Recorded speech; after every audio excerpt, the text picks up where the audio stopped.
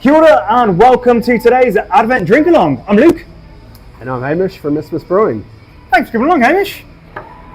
Most welcome. This is a pretty good beer. You've been brewing this for a little while, hey? Yeah, so this has been around since 2014. It's been through a couple of iterations. Obviously, IPA has changed over the years, but yeah, it's been a stable beer for a while, and yeah, definitely one of our core range.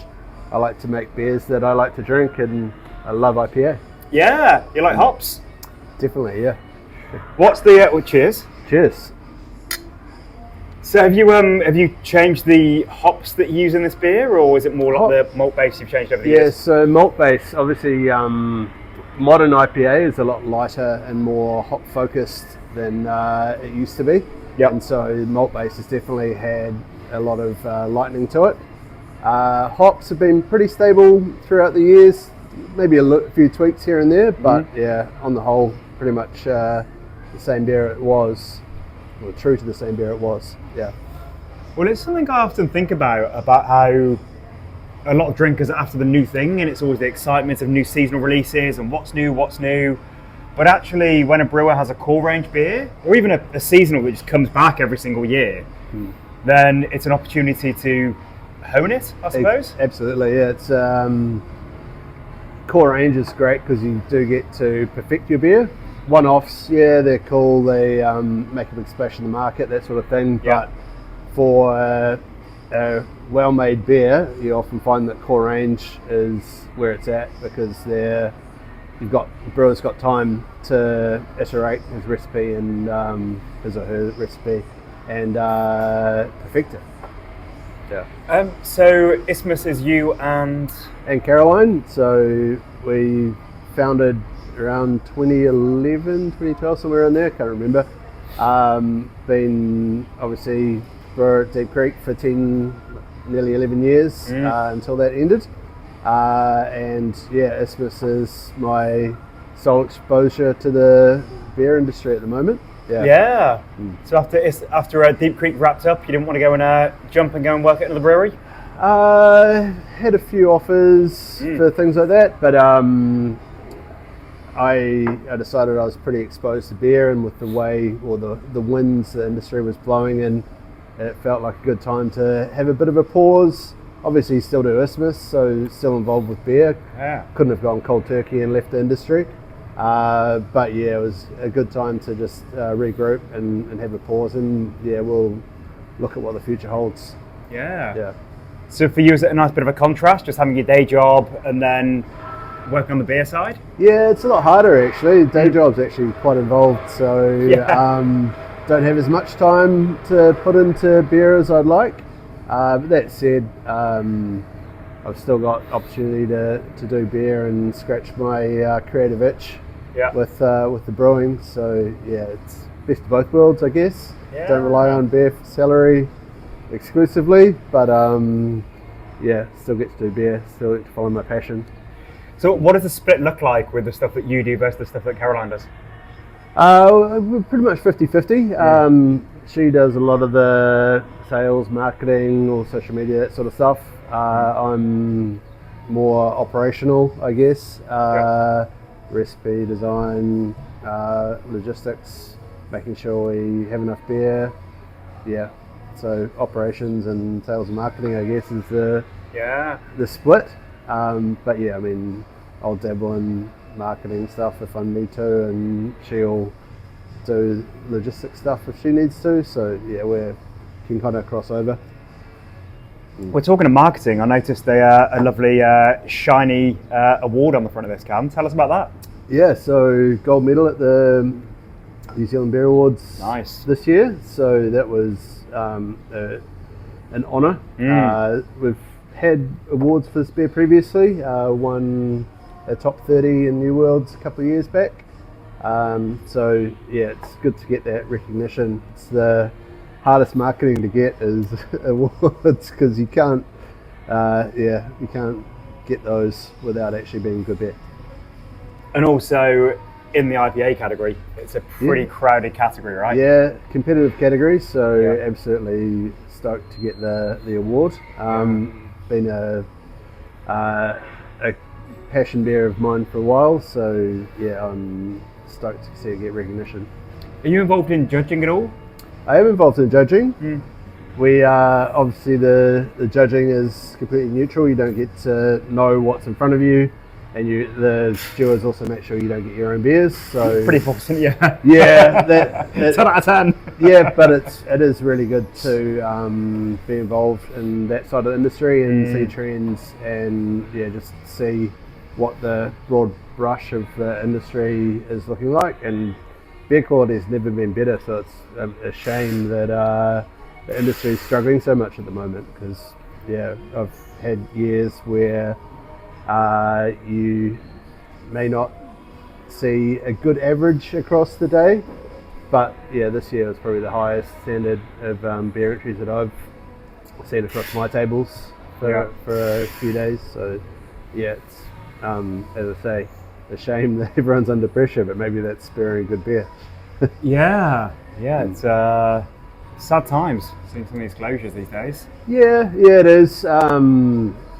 Obviously, beer's not the only industry going through trouble at the moment. So just the winds of the economy at the moment, and yeah, hopefully it all takes a turn for the better sooner rather than later.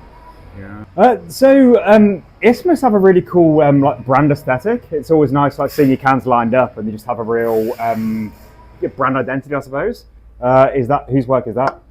So we have a designer who's been with us since the start. Cool. Who designed all our labels and the kind of brand theme. Yeah. Dave from Studio XO.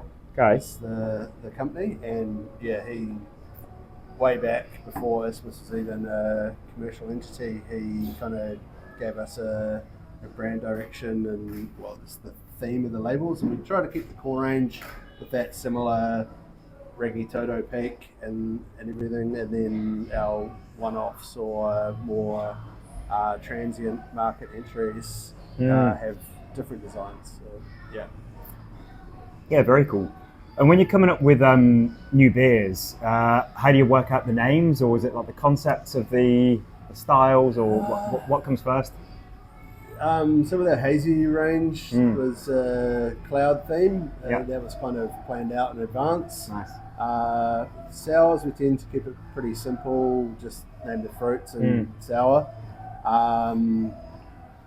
XPA, where did that one come from? That was just kind of a play on the style that doesn't really fit in anywhere, so No Man's Land was kind of a good one. We just, I guess, sometimes the name is before the beer, sometimes the beer is before the name. Yeah. But with 3D IPA I was driving home in the motorway after a hard day at the brewery at Silverdale, stuck in traffic and just kind of mulling over names, and had the beer in tank, and it's like 3D, 3 dimensions of hops, so kind of wanted to, that stuck, and yeah, it's been around ever since. Bloody great beer.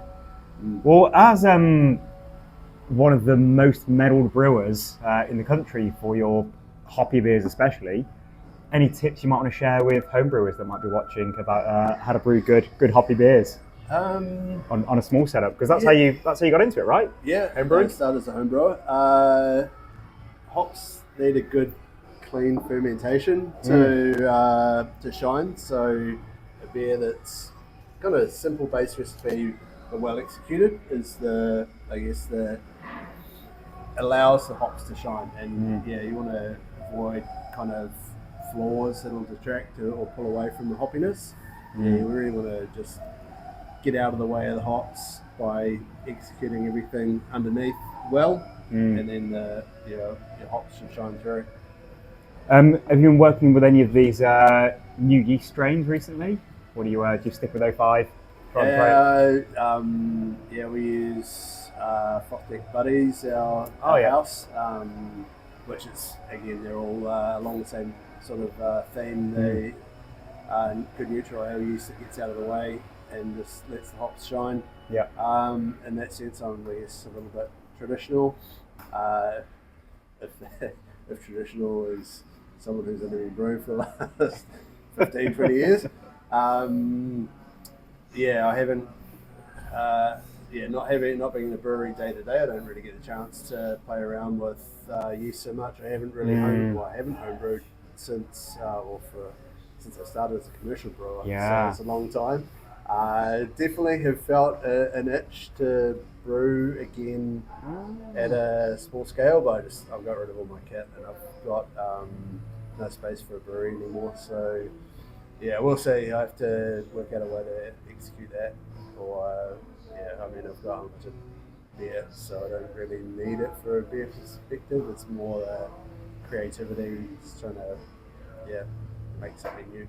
It's a great thing to brew 20-litre batches at home, and you can do a lot, right? Yeah, sure is. 20 litres is a lot for me these days, but we've got a few people in the house and neighbours who gladly help out. But yeah, it's just logistics of brewing at home, especially like free time's a little bit limited now.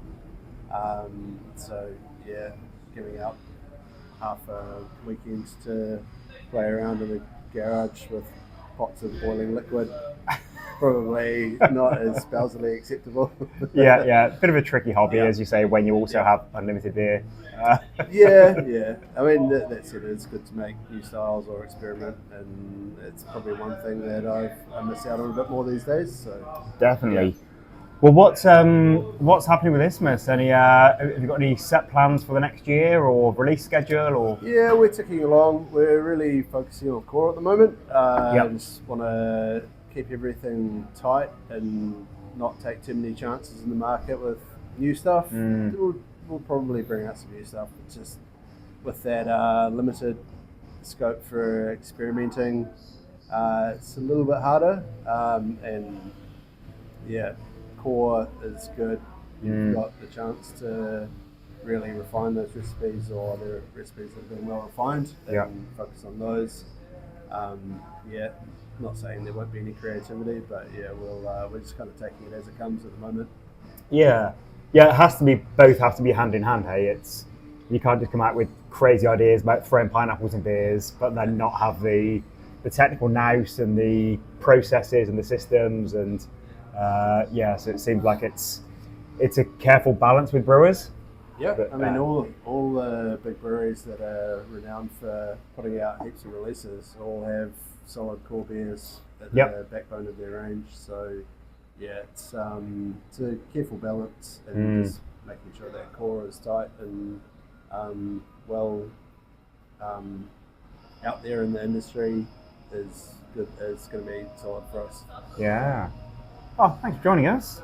Welcome. Thanks for having me. Thanks for having me in the Advent calendar. It's always good. Oh, thanks for making great beers. I'm pretty sure everybody drinking along with this is going to be having a wonderful time drinking this, like, kind of a modern classic IPA, really. 3D.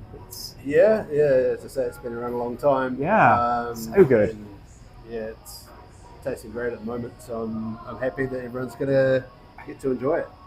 Well, cheers. Cheers. We'll see you tomorrow.